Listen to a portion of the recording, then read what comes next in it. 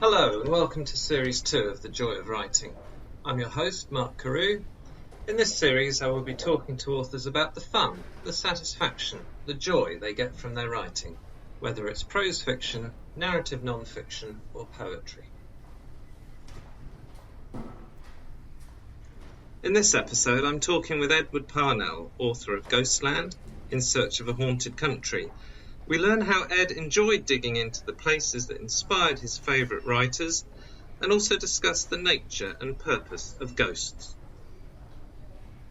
Ghostland, In Search of a Haunted Country was published last year by William Collins, which is an imprint of HarperCollins. I found it an intensely fascinating read because it shows your love of ghosts and what they mean to you. You write in the book that you've been fascinated with ghosts since the age of 4. So I suppose my first question is, why such an interest at an early age? Yeah, I'm not. I kind of frame it in the book that one of my first memories is I think when I was about 4, and we went on a summer holiday to Wales, and I think we were visiting Carnarvon Castle, and it was a kind of bit of family folklore that I then asked the guide, "Are there any ghosts?" And that was Right. that was the thing I was big into. I was definitely I had like these cut out cardboard ghosts that glowed in the dark that were on my bedroom wall when I was really little as well. I was really into ghosts. I think slightly before that I was into dinosaurs. So I guess probably like lots of young boys, I just like that kind of weird stuff. I don't know necessarily what it was about them. A bit later on, when I was a little bit older, probably like 7 or 8, I was in the local church choir of this big old 13th century church. So I guess I was then, after on a Sunday evening in the winter when we'd finished, we'd all kind of chase around the graveyard in the dark and stuff. So I was definitely a bit of a weird kid and into all that stuff. But I was into sort of nature as well, and when I was a little bit older, and bird watching, so kind of wandering around on my own a lot. So yeah, I'm surprised I wasn't a kind of emo or a goth actually, but that kind of, I probably just missed out on that, I think.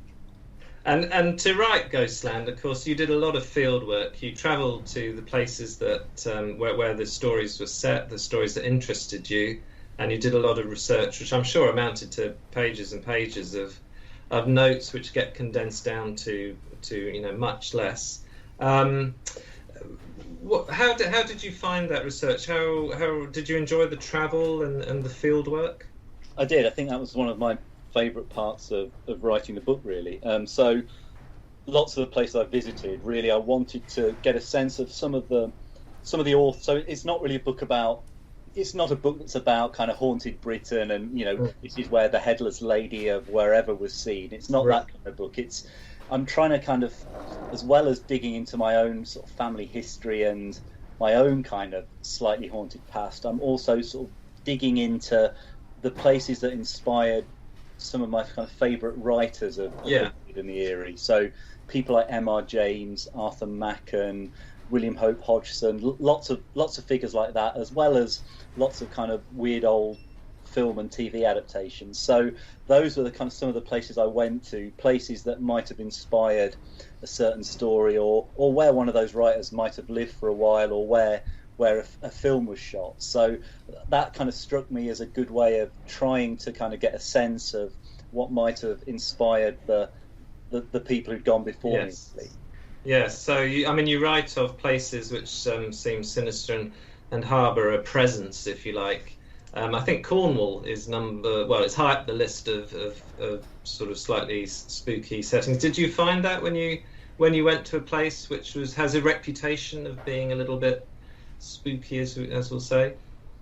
Generally, I don't think I did. It's funny, at my book launch, my editor described me as the least spooky person that he knows, which I thought was really funny. I guess I don't think I'm, and I'm setting myself for a big fall here, but I don't think I'm that easily freaked out by things. Yeah. So actually, I guess I'm quite used to sort of wandering around a wood, bird watching on my own or something. And definitely, you can get a bit freaked out, just that whole Blair Witch thing. But say with Cornwall, that had a lot of those landscapes at the very far west tip of Cornwall had a lot of very personal resonances, which was another reason for going there, as well as some of their links with fiction. So E.F. Benson, who was another Edwardian or Victorian-born writer, he lived down there. He was the son of the Bishop of Truro, who was then later the Archbishop of Canterbury. So some of his really good ghost stories are set right down in that part of the world. But then there's lots of other people like Susan Cooper, the children's writer. Some of the Dark is Rising books, they're set down there. Lots of it is definitely that end of the world bit of Cornwall, that Land's End Peninsula, has got a real kind of brooding quality, and then the kind of the weather just comes in, and suddenly like around there's a little place called Zena which has connections with D.H. Lawrence and various other people, and that's kind of perched on the cliffs, kind of in the moors at the very kind of tip of the land, and the weather changes really quickly, and you can just kind of, it's definitely got something about it. But I guess I suppose I wasn't necessarily going thinking I'd see ghosts. I didn't think that at all. But there, for instance, there's these lots of ancient kind of standing stones and things, and there's legends of Cornish piskies, like piskies who kind of are meant to kind of hang around those and things, and you can definitely kind of you can let your imagination run wild and kind of sense there's something about that landscape. And lots of the other places I went have definitely got a kind of majestic quality that you can see why it inspired kind of awe and maybe in the right conditions a bit of dread in people too. Right. I mean, there is a certain, like you say, landscape, slightly lonely, bleak, desolate, maybe a coastline as well. You wouldn't find it in a perhaps I don't know, a modern town centre or something. It doesn't. You might, I guess, you might do, and maybe that's more what I can think that probably more contemporary writers. Certainly, when you look at some contemporary films, that they've got a more kind of urban setting, and I suppose you've got that whole kind of alienation thing, and so I think it's probably what you bring to it. I mean, quite a lot of my books talking about the fens of Lincolnshire, Cambridgeshire, and Suffolk, which are these just endless big flat farming landscapes which are as flat as anything with big skies. I know that lots of people find that a really disconcerting thing, and I suspect that's people who aren't really used to that landscape. I grew up there, so to me it's kind of fairly commonplace. I mean, it might inspire all sorts of other emotions in me because I'm kind of associating it with my youth, but actually to me probably, I don't know, something like a kind of a mountainous landscape might inspire a bit more kind of fear and dread, probably because I've got a bit of a fear of heights, but that might kind of, because I'm not used to it as well, I think, and it's not something I see unless I'm travelling on holiday or something. So I think the kind of, when you're away from your comfort zones and the familiar, that landscape can kind of take on a bit more of a kind of sinister overtone, because I suppose you're not used to it, which is people who aren't used to walking around a wood on their own, suddenly put them in that situation and they'll find it creepy. Right, so it's the unknown, isn't it? It's what might happen. I haven't been to this place before, and maybe something funny will happen. I agree with you about big skies. I grew up on the Essex-Suffolk border. I loved the big skies, missed them greatly. As for settings, haunted houses are their own subgenre. How did the houses that you visited, and you visited some famous ones, how did they sort of match up to your expectation and the setting in the book? I think one of the best examples was I visited Hemmingford Grey Manor, which is near Huntington, not very far from Cambridge. So this was the home of the children's author Lucy Boston, who wrote the Children of Green No books, which was something that, like lots of the kind of classic texts that I talk about in Ghostland, I kind of came to it through the TV adaptation. And there was a mid 1980s BBC children's TV adaptation of the Children of Green No, and I think I was probably a little bit too old to be watching it, but I did anyway because it had kind of spooky stuff, so it kind of appealed to me. So I'd always really wanted to, even before I was actually, I think I may have even visited it just before I started writing Ghostland and had the idea for it, and then I incorporated my kind of notes from that visit. But I suppose I just wanted to go and see what it was like because it's such an icon. It's a very old building. It's reputedly one of the oldest inhabited houses. In Britain. So I wanted to see it, and because it features almost like a character in those green notebooks, I kind of was hoping it would trigger memories of me seeing it wasn't shot there actually, the adaptation, but I'd read the book as well, so I was hoping I'd get something of that from it. On the particular day I went, I was shown around by Lucy's daughter-in-law, who now owns the house and looks after it, and will show people around, and there's events there. But she was taking me around, and we'd just gone up into the attic, which in the Green Notebooks is a really key location, because when Tolly, the young protagonist, first arrives in the middle of this kind of biblical flood, and he's meeting his aged relative for the first time, he's shown this attic bedroom that's going to be his room. There's this big rocking horse in there, which is there in the room, the model for that. Yep. So that's kind of quite magical. I'm being shown the little sort of carved wooden mouse that becomes his kind of little totemic kind of symbol that he kind of really loves during the book.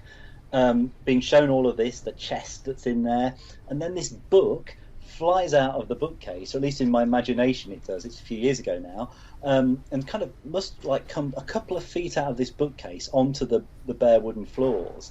And I'm sort of going to, well, what's that? And she's, these things. She just sort of casually goes and picks it up. These things happen sometimes. And a little dog who's come up the stairs with us goes across and sniffs it, and that's happened again.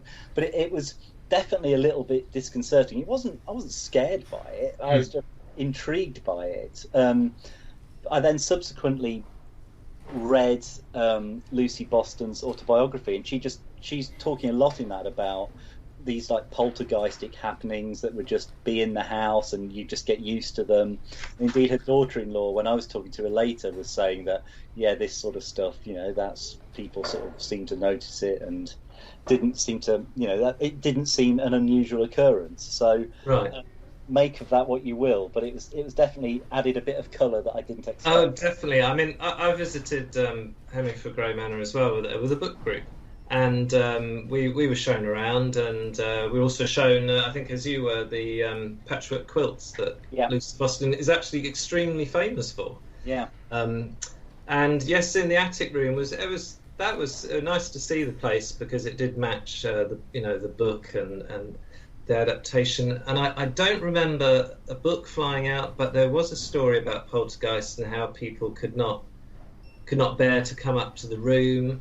Yeah. And strange things going on. I thought it was, it's very, very interesting. I mean, I went back actually to because when I first went, I didn't have my camera. I didn't take any photos, and I wanted some then when I was actually writing on the book later on. So towards the end of when I was editing it, I went back and had a sort of probably an hour on my own in that room taking pictures.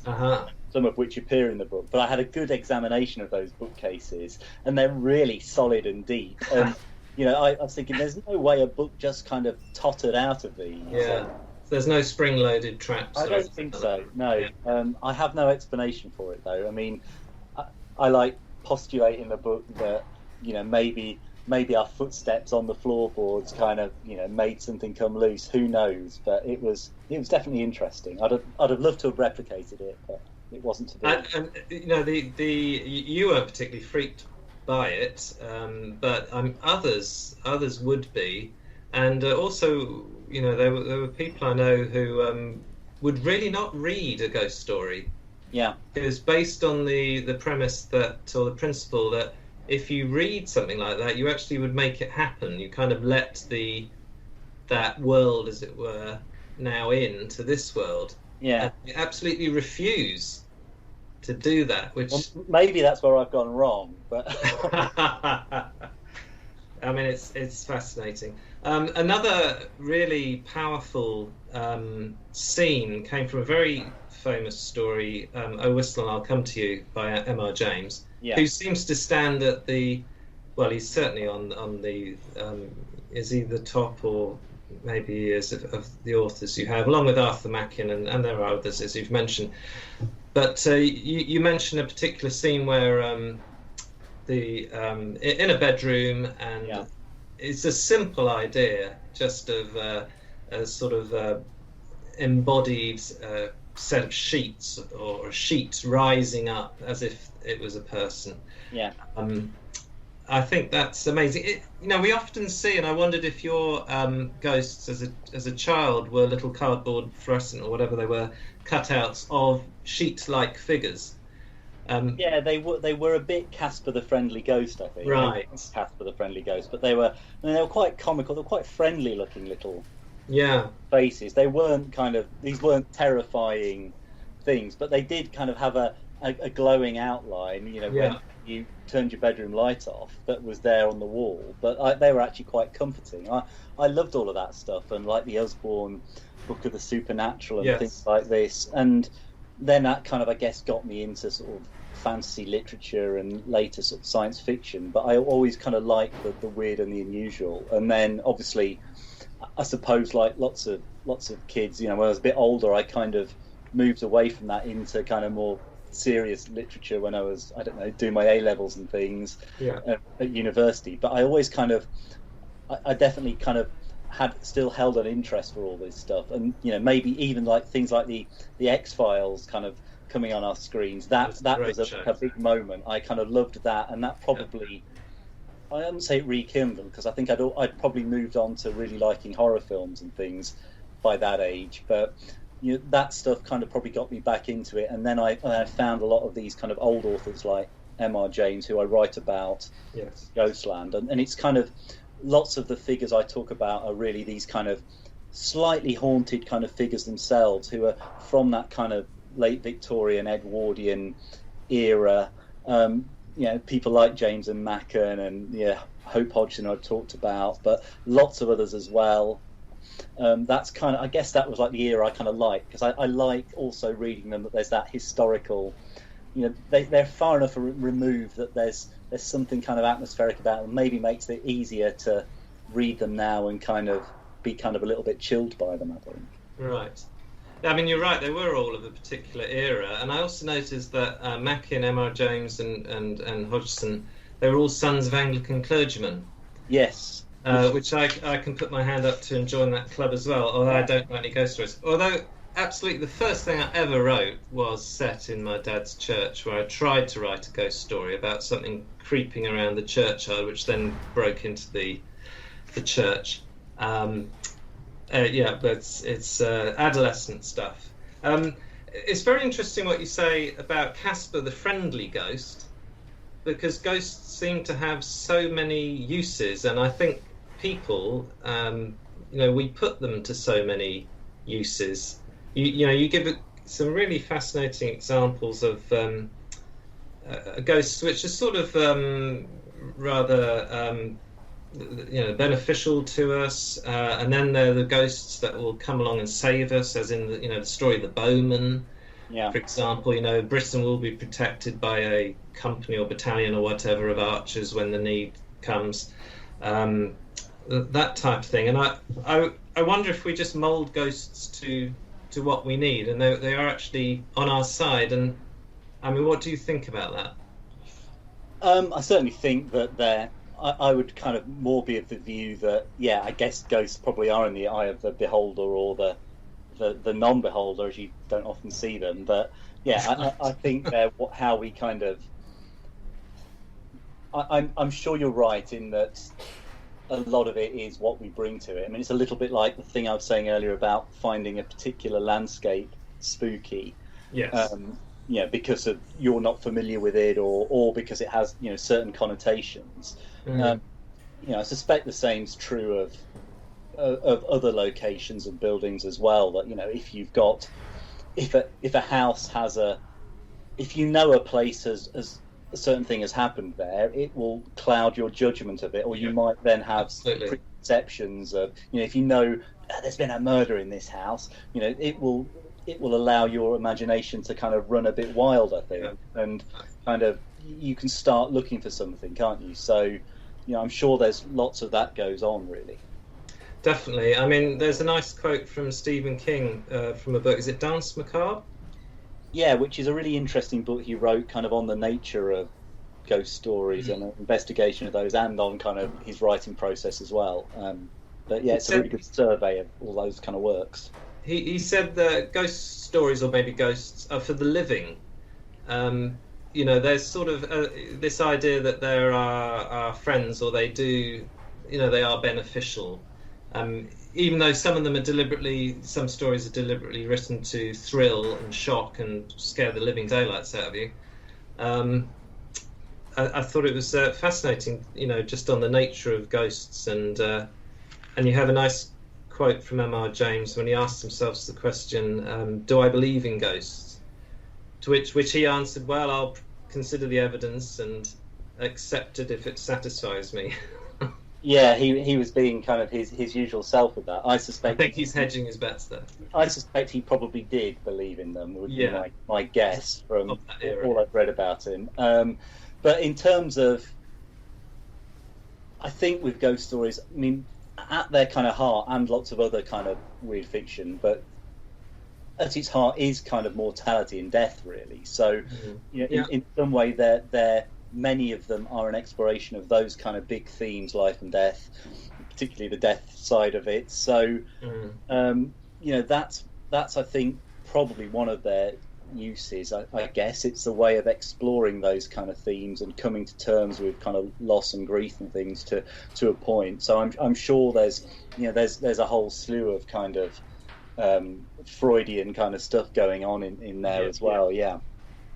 Well, I mean, fascinating book. I mean, it's opened the door to so many interesting writers, and I really want to get hold of some of these stories now to see actually, I mean, just for entertainment value, but also see how they do it, because I think writing a ghost story is not an easy thing at all. You could easily fall into pastiche or just make it unintentionally hilarious or awful. Yeah, I would love to be able to write them, and I'm kind of quite wary of it. Maybe I'll have a proper go one day, but I always think, I mean, actually, I think this with kind of good short stories generally, that there's a weird alchemy as to what makes them good. And yeah, ghost stories as a kind of subset of that, I think, have their own other micro rules. And I'm not entirely sure how the good people who manage it, people like James and like more recently someone like Robert Aikman, whose stories are a bit more kind of psychological than